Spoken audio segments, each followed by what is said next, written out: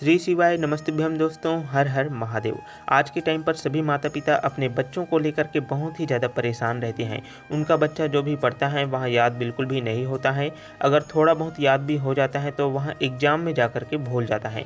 उनकी याद शक्ति बहुत ही ज़्यादा कमज़ोर है और आजकल के जो बच्चे हैं वहाँ बहुत ही ज़्यादा ज़िद्दी स्वभाव के हैं। बिल्कुल भी बात नहीं मानते हैं, मोबाइल बहुत ज़्यादा चलाते हैं, स्कूल से आते हैं बिल्कुल भी पढ़ते लिखते नहीं हैं, खेलने के लिए चले जाते हैं, खेल करके आते हैं तो सिर्फ खाना खाने के लिए तंग करते हैं और फिर उसके बाद में मोबाइल चलाने के लिए फिर से बैठ जाते हैं। तो ऐसे ही बच्चों को सुधारने के लिए आज का यहाँ उपाय बहुत ही ज़्यादा खास होने वाला है, बहुत ही ज़्यादा विशेष होने वाला है। पूज्य गुरुदेव जी की कथा को सुन करके समझ करके आप सभी को इस उपाय को बहुत ही अच्छे तरीके से समझाऊंगा। अगर आप लोग इस उपाय को ध्यान से एक बार अच्छे से सुन लेते हो और सुनने के बाद में विधि पूर्वक इस उपाय को कर लेते हो तो आपका बच्चा पढ़ाई लिखाई में होशियार बनेगा, उनकी याद शक्ति भी तेज हो जाएगी, बच्चा दिन रात पढ़ने लग जाएगा और हर वर्ष पढ़ाई में अच्छे नंबर से भी पास होगा, क्लास में फर्स्ट आएगा। तो ऐसी उनकी स्थिति हो जाएगी अगर आप लोग इस उपाय को विधि पूर्वक कर लेते हो तो। लेकिन दोस्तों, उपाय को करने से पहले आप सभी को उपाय को ध्यान से सुनना है, समझना है, उसके बाद ही आप लोगों को उपाय को करना है। जितनी भी माताएं इस वीडियो को देख रही हैं, आप लोगों को इस उपाय को सिर्फ और सिर्फ एक बार तो आपको जरूर ही करना चाहिए। बहुत ही आसान सा उपाय है और इस उपाय को आपको करने के बाद में सबसे पहले यहाँ उपाय आपके बच्चे की दिमाग को अच्छे से ठीक करेगा, याद शक्ति को बढ़ाने का काम करेगा। तो चलिए दोस्तों, अब हम डायरेक्ट उपाय को करने की विधि के बारे में बात करते हैं। तो इस उपाय के लिए आपको पूज्य गुरुदेव जी ने बताया है कि आपको चंदन का उपयोग करने के लिए कहा है ना। तो आप इस उपाय को करने के लिए चाहे तो आप लाल चंदन ले सकते हैं या आपके घर में पीला चंदन है तो पीला चंदन का उपयोग भी आप लोग कर सकते हैं। चंदन का आप चाहे तो पाउडर के फॉर्म में जो आता है उसका भी आप लोग उपयोग कर सकते हैं और लकड़ी का जो आता है उसका भी आप लोग उपयोग कर सकते हैं। लेकिन लकड़ी के चंदन का उपयोग आप लोग करोगे तो उसे आपको घिस करके उपयोग करके करना होगा, है ना, मतलब पेस्ट बना करके करना होगा। और दोस्तों, इस उपाय के लिए आपको चंदन के साथ में 1 लोटा जल लेना है और इन दोनों सामग्री को लेकर के आपको अपने आसपास के भोलेनाथ जी के शिवलिंग के पास में पहुंच जाना है। इस उपाय को आप लोगों को अपने घर पर बिल्कुल भी नहीं करना है दोस्तों। और आप जैसे ही चंदन और 1 लोटा जल को लेकर के अपने आसपास के भोलेनाथ जी के मंदिर में पहुंचते हैं तो सबसे पहले मंदिर में उपस्थित सभी देवी देवताओं को प्रणाम कर लेना है। प्रणाम करने के बाद में आपको शिवलिंग के पास में पहुंच जाना है। शिवलिंग के पास आपको उत्तर दिशा की ओर मुख करके खड़े हो जाना है या फिर शिवलिंग के पास में बैठ जाना है। अब सबसे पहले आपको चंदन के पेस्ट को श्री शिवाय नमस्तुभ्यम मंत्र का जाप करते हुए मन ही मन आपको मंत्र का स्मरण करते हुए चंदन के पेस्ट को शिवलिंग के कटी वाले भाग में यानी कि भोलेनाथ जी के हिस्से में अच्छे से लगा देना है ना। और इस उपाय को करते समय आपको अपने बच्चे को साथ में लेकर के जरूर ही जाना है। जो भी माताएं इस उपाय को कर रही हैं उनको अपने बच्चे को साथ में लेकर के जाना ही जाना है, तभी यहाँ उपाय 100% लाभकारी होगा और सही से अच्छे तरीके से काम करेगा।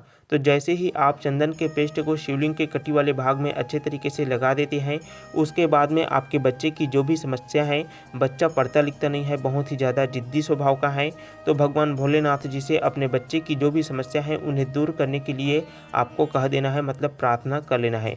उसके बाद में शिवलिंग के ऊपर में जो चंदन लगा हुआ है दोस्तों, उसको थोड़ा सा किसी कटोरी में अपने हाथों से या उंगली से निकाल लेना है और उसके बाद में आपको श्री शिवाय नमस्तुभ्यम मंत्र का जाप करते हुए 1 लोटा जल को धीरे धीरे करके समर्पित कर देना है और चंदन का जो पेस्ट शिवलिंग के ऊपर में लगा हुआ है उसे अच्छे तरीके से धो करके साफ कर देना है।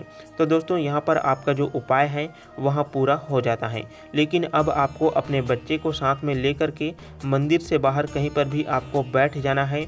बच्चे के माथे पर आपको कटोरी में जो चंदन आपने लेकर के आए हुए हैं शिवलिंग का, उसे बच्चे के माथे पर श्री शिवाय नमस्तुभ्यम मंत्र का जाप करते हुए मात्र आपको 1 बिंदी लगा देना है।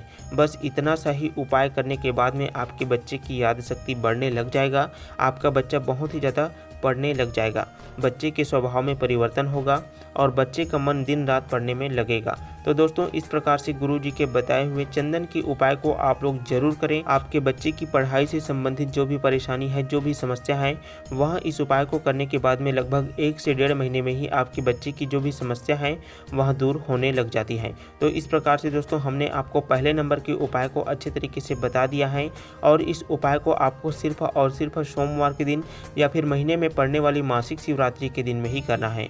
और इस उपाय को करते समय आपको शुद्धता का विशेष रूप से ध्यान रखना है। शुद्धता का मतलब है कि आपको किसी भी व्यक्ति के प्रति ईर्ष्या द्वेष की भावना या जलन की भावना नहीं रखना है ना। तो दोस्तों इस प्रकार से आप लोगों को इस पहले नंबर के उपाय को अच्छे तरीके से कर लेना है। अब दोस्तों हम बात करते हैं अपने दूसरे नंबर के उपाय के बारे में, और यहाँ भी उपाय बच्चों की मानसिक तनाव से संबंधित हर प्रकार की समस्या को बहुत ही जल्दी से दूर कर देता है। और यहाँ उपाय भी बहुत ही ज़्यादा सरल है, कोई भी व्यक्ति इस उपाय को एकदम आसानी से कर सकता है। इस उपाय को भी आप लोगों को अपने बच्चों को सुधारने के लिए ही करना है। इस उपाय के लिए भी आपको लाल चंदन का उपयोग करना है और उसका पेस्ट बना करके आपको अपने बीच की तीनों उंगलियों में लगा लेना है और आपको अपने आसपास के बेल पेड़ के वृक्ष के पास में चले जाना है ना। और अपनी तीनों उंगलियों से आपको बेल पेड़ के ऊपर में त्रिपुंड जैसा आकृति बनाना है। तो इस प्रकार से दोस्तों आपको चंदन का उपयोग करना है। अब जैसे ही आप बेल पेड़ के ऊपर में चंदन लगा देते हैं यानी कि त्रिपुंड बना देते हैं, उसके बाद में आपको अपने हाथ को धोना नहीं है।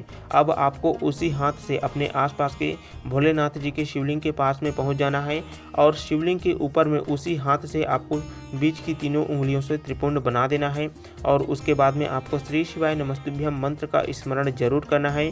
अब आपको अपने उसी हाथ से आपका बच्चा जहाँ पर भी सोता है या आपका बच्चा जहाँ पर भी पढ़ाई लिखाई करता है उस कमरे में आपको चले जाना है और कहीं पर भी छोटी सी बिंदी आपको अपने बच्चे के आसपास में जहाँ पर भी वहाँ पढ़ाई लिखाई करता है उस जगह पर लगा देना है।